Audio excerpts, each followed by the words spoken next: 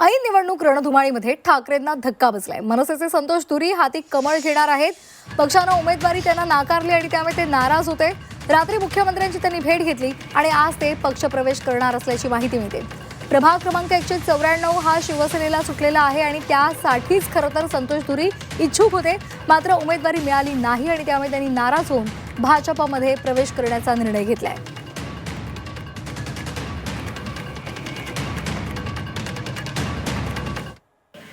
माननीय मुख्यमंत्री देवेंद्रजी फडणवीस यांची सदिच्छा भेट घेतली। नितेशजी राणे होते, त्यांच्यासोबत मी गेलो होतो। मला बरं वाटलं एवढं की मला त्यांनी तात्काळ भेट दिली, माझी कदर केली, मला बोलून घेतलं बंगल्यावर।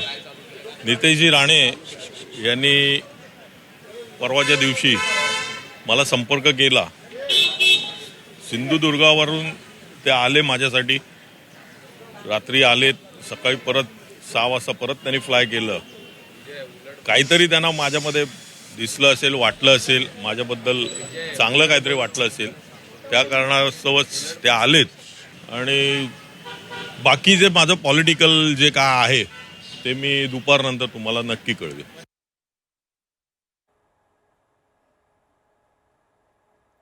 तर संदीप देशपांडे यांचे अत्यंत जवळचे म्हणून संतोष धुरी यांच्याकडे पाहिलं जातं, मात्र उमेदवारी न मिळाल्यामुळे ते नाराज होते आणि आता त्यांनी भाजपमध्ये पक्षप्रवेश करण्याचा निर्णय घेतलेला आहे।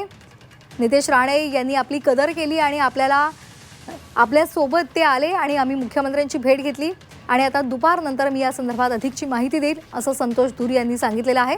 भाजपमध्ये प्रवेश करण्याचा त्यांनी निर्णय घेतलेला आहे। ऐन निवडणुकीच्या रणधुमाळीत ठाकरेंना हा मोठा धक्का बसलेला आहे। दरम्यान या संदर्भात मनसेचे नेते यशवंत किल्लेदार यांनी काय प्रतिक्रिया दिली आहे ती सुद्धा पाहूयात। ज्या व्यक्तीला म्हणजे असं म्हणतात ना, असं उचलून त्याला मोठं करणं हे काम पक्षाने राजसाहेबांनी केलं, त्याला नावारूपाला आणलं। अनेक जबाबदाऱ्या पक्षाच्या त्यांच्याकडे आहेत। एका निवडणुकीसाठी आपण जर नाराज होणार असेल तर ते एक मला वाटतं की त्यातून त्यांची मानसिकता कळते की तुम्ही किती स्वार्थी आहे, किती स्वार्थीपणा दाखवणार। पक्षाने काय कमी केलं तुम्हाला, तुम्ही कोण होतात, काय होतात, आणि आता आजच्या तारखेला तुम्ही कोण आहात, कुठल्या जागेवर आहात। तुमच्याकडे अनेक जबाबदाऱ्या पक्षाच्या आहेत, तुमच्यावर नितांत तुमच्यावर विश्वास होता साहेबांचा, आहे, अजूनही आहे, आणि तुम्ही असं वागता म्हणजे मग सामान्य कार्यकर्त्यांनी तुमच्याकडून काय आदर्श घ्यायचा।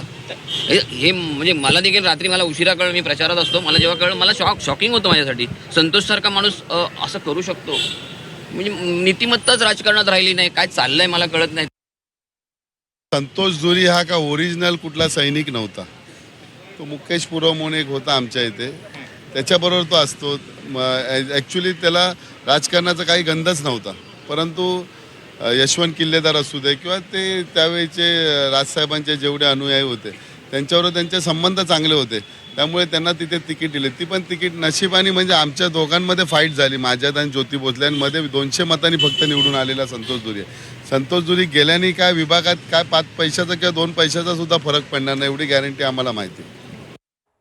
तर मनसेचे संतोष धुरी हे आता हातात कमळ घेणार आहे आणि हे निश्चित झालेलं आहे। त्यांनी कालच रात्री फडणवीसांची भेट घेतली आणि त्यानंतर आता आज ते भाजपचं कमळ हाती घेणार आहे। मात्र ऐन निवडणुकीच्या धामधुमीमध्ये निवडणुकीच्या तोंडावर मनसेला हा मोठा धक्का बसलेला आहे।